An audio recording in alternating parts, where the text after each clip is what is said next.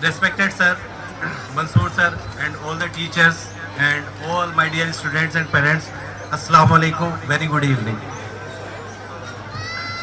आज हम यहाँ हैं सेलिब्रेट करने के लिए, लेकिन ये दिन सिर्फ एक सेलिब्रेशन का दिन नहीं है. यहाँ हमें थोड़ा रुककर सोचना होगा अपनी एजुकेशन के बारे में, अपने डिसिप्लिन्स के बारे में और अपने फ्यूचर्स के बारे में. एजुकेशन का मतलब सिर्फ बुक्स और एग्ज़ाम नहीं होता.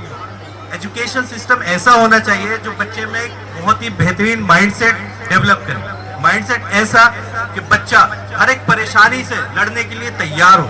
ज़रूरी नहीं है कि आप हर एक लड़ाई को जीत जाओ. ज़रूरी ये है कि आपके सामने जो भी परेशानी आ रही है, आप उन परेशानियों का सामना करो. अर्लियर पहले के दिनों में हम ये माना करते थे कि अच्छे मार्क्स, अच्छी सैलरी, अच्छी जॉब ये एक सक्सेस होती है. लेकिन आज के दिनों में मैं ये सोचता हूँ खासकर कि अगर आपकी थिंकिंग अच्छी है, आपकी मोरल वैल्यूज़ अच्छी है, आपके अंदर क्रिएटिविटी है, तो आप एक अच्छे इंसान हो, आप एक सक्सेसफुल इंसान हो.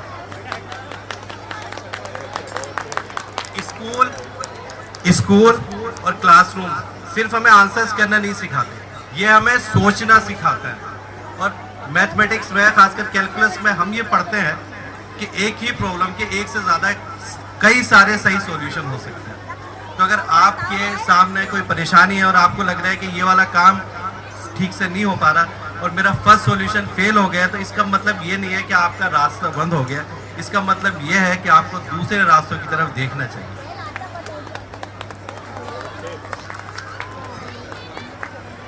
आजकल दुनिया बहुत तेजी से बदल रही है और इस बदलती हुई दुनिया में मैं एक ही चीज़ आप लोगों से कहना चाहता हूँ जो मैं हमेशा मानता हूँ कि change is the only constant. इस बदलती हुई दुनिया में वो इंसान सर्वाइव नहीं करेगा जो सबसे ज़्यादा स्ट्रॉन्ग है. इस बदलती हुई दुनिया में वो इंसान सर्वाइव नहीं करेगा जो सबसे ज़्यादा इंटेलिजेंट है, बल्कि वो इंसान सर्वाइव करेगा जो सबसे ज़्यादा एडेप्टेबल है, जो अपने आप को बदलती हुई दुनिया के साथ चेंज कर सकता है.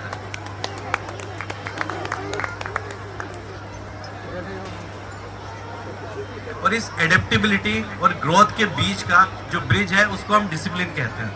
तो बच्चों, स्कूल की लाइफ हमें डिसिप्लिन सिखाती है. हम टाइम से स्कूल आते हैं, टाइम से पढ़ाई करते हैं, एग्जाम्स की तैयारी करते हैं. तो ये इसलिए होता है कि ताकि हमारे दिमाग में डिसिप्लिन बैठ जाए कि डिसिप्लिन कितना ज़रूरी है. डिसिप्लिन का मतलब पनिशमेंट नहीं होता है. डिसिप्लिन का मतलब है टाइम की वैल्यूज़ को समझना, अपने टीचर्स की रिस्पेक्ट करना, अपने टाइम की रिस्पेक्ट करना, अपने पेरेंट्स की रिस्पेक्ट करना, और सबसे इम्पोर्टेंट चीज़ अपने आप पर कंट्रोल करना सीखना. टैलेंट अगर डिसिप्लिन के बगैर हो ना, टैलेंट अगर डिसिप्लिन के बिना हो तो अच्छे से अच्छा टैलेंट भी ख़राब हो जाता है, वो कुछ नहीं कर पाता.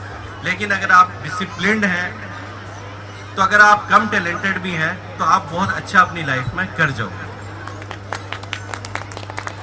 डियर स्टूडेंट्स, कभी भी आप फेलियर से नहीं घबराना. आपने एक बात सुनी होगी, ever tried ever failed, no matter, fail again fail better. Failure का मतलब ये नहीं होता कि आप हार मान लेंगे. फेलियर का मतलब है कि आप कोशिश करते हो. आप बार बार फेल हो, उससे कोई फर्क नहीं पड़ता. मिस्टेक करो, सीखो, बार बार पूछो, लेकिन कभी भी अपने दिल में अपने आप को फेलियर मत समझो, क्योंकि fail is end is not the end until we accept it as an end. And teachers, आपसे मैं सिर्फ इतना कहना चाहता हूँ कि आप सिर्फ सिलेबस कंप्लीट नहीं कराते, आप एक जनरेशन को शेप करते हो. आपका बच्चे आपके सिर्फ बातों को नहीं सुनते, आपके बिहेवियर को देखते हैं. तो जिस तरीके से आप अपनी नॉर्मल लाइफ में रहते हो वो ज़्यादा लोग फॉलो करते हैं, वह मुताबिक इसके कि आप उनको क्या बताते हो. हमको लोगों को अपने बिहेवियर से इम्प्रेस करना चाहिए. आज मुझे लोग फॉलो करते हैं तो मेरे काम की वजह से करते हैं, मेरी बातों की वजह से कोई मुझे फॉलो नहीं करता. तो अगर हम काम करते हैं अच्छा और लोगों को दिखाते हैं कि हम काम क्या करते हैं, तो आसपास के लोग खुद आपको फॉलो करने लगते हैं. टीचर्स आपको उस तरीके का बन के दिखाना है जैसा आप बच्चों से चाहते हो कि वो वैसा बने. और कोई भी पेरेंट ये तो चाहता ही है कि उसके बच्चे के अच्छे मार्क्स आए. उससे भी ज़्यादा हर एक पेरेंट ये चाहता है कि उसका बच्चा एक अच्छा इंसान बने, क्योंकि कामयाब इंसान अच्छा हो ये बहुत ज़्यादा जरूरी है. ठीक है, मैं एक शेर के साथ, अल्लामा इकबाल के एक शेर के साथ अपनी बात खत्म करूँगा. स्टूडेंट साहब ध्यान से सुनना. मिटा दो अपनी हस्ती को अगर कुछ मर्तबा चाहो, कि दाना खाक में मिलकर गुले गुलजार होता है. Assalamu alaikum and good evening. So standing here as a doctor and as an alumnus and also a girl, I am feeling very overwhelming. Years ago I used to sit on this part of the stage, but now standing here on this side, it fills me with gratitude and pride. So I think Dr. Amir has discussed with this what about the success, but today I want to discuss with the topic girl and education. So in our society like 10 से 15 साल पहले, अब तो I think बहुत चीज़ें advance हो गई हैं. गर्ल एजुकेशन पे काफ़ी कुछ डिस्कशन रहता है और हमारे यहाँ पर ही मैंने सुबह से अभी देखा है कि इतने स्टॉल में बहुत सारी गर्ल्स ने बहुत अच्छे से क्रिएटिविटी की है. सो गर्ल्स बहुत आगे पहुँच गई हैं, no doubt. But in my time ये डिस्कशन होता था कि लड़की को पढ़ा के क्या करोगी, मतलब what she will do, girls को क्या करना है. Of course she will end up with marriage and kids. So I want to discuss about this topic. Most important line is that when you educate a girl, you educate an entire society. So when you educate a girl, she become more help in decision making. She is a better caregiver. So when we educate a girl, we educate the entire society. And also I want to discuss this with parents कि जब भी बच्चे के success होता है तो हम लोग उनके साथ होते हैं, but we don't stand up when they fail. So हम लोगों को जब वो फेल हो तो उनको हमें बहुत ज़्यादा ट्रस्ट बिल्ड करना है, उनको सपोर्ट करना है, क्योंकि सिर्फ सक्सेस में साथ होना ही ज़रूरी नहीं है. जब भी फेलियर हो उसमें के साथ सपोर्ट करना वो बहुत ज़्यादा ज़रूरी है. बाकी इतने इयर्स में इस इंस्टीट्यूशन ने काफ़ी कुछ डेवलप किया है. मैं अप्रिशिएट करना चाहूँगी मंसूर सर को, प्रिंसिपल मैम को, कि हमारे टाइम से अब आज मैंने देखा कि क्रिएटिविटी लेवल बहुत ज़्यादा हो चुका है. खासकर जो भी सारा रोबोटिक्स में सर ने डेवलपमेंट कराया है, बच्चों ने काफ़ी अच्छा क्रिएटिविटी किया है. तो ये सब देखकर बहुत अच्छा लगा है कि मेरी इंस्टीट्यूशन कहाँ से कहाँ पहुँच गई है. And I want to appreciate all the teachers and principal ma'am and Mansoor sir for this. बाकी सारे स्टूडेंट्स ने भी काफ़ी अच्छा किया है, वो सब देखकर काफ़ी अच्छा लगा. And I wish this institution कि वो और ज़्यादा शाइनिंग स्टार रेज करे, एंड जब बहुत साल बाद और सारे स्टूडेंट्स जब यहाँ स्टेज पर खड़े हो तो उनको भी बहुत ग्रैटिट्यूड और प्राउड फील हो. Thanks to this institution. Thank you sir. Thank you so much. अब क्योंकि भाई ने इतनी मोहब्बतें दिखाई थी जब हम तीनों को एड्रेस किया था, तो बड़ी प्यारी शायरी उन्होंने बोली थी. वो शायरी से मैं एक शुरुआत करूँगा कि हमको लोगों ने बसा रखा है दिल में अपने, हमको लोगों ने बसा रखा है दिल में अपने, हम किसी हाल में बेघर नहीं होने वाले. So thank you so much for the invitation.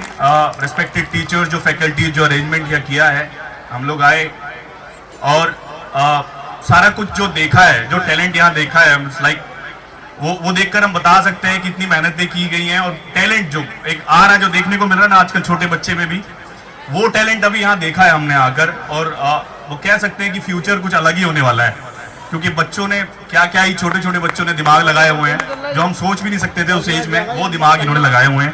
खैर मुझे पता नहीं था कि हाँ कुछ बोलना भी है, लेकिन आप लोगों की मोहब्बत है तो, क्योंकि जब प्यार मिलता है तो खुद लफ्ज बाहर आ जाते हैं अंदर से. मैं हमेशा क्योंकि रिश्तों को लेकर या फिर वक्त को लेकर इन सब चीजों पे बोलता हूँ, कोशिश करता हूँ कि रिश्तों का एहसास दिलाया जाए. आमिर भाई ने बात की, सर ने भी बोला कि कामयाबी, सर ने बोला कामयाबी सिर्फ अच्छी नौकरी मिलने को नहीं कहते. बहुत खूब बोला, क्योंकि आप उस बंदे को कामयाब नहीं कह सकते जो किसी ओहदे पर तो बैठ गया है लेकिन किसी मजलूम पर जुल्म कर रहा है.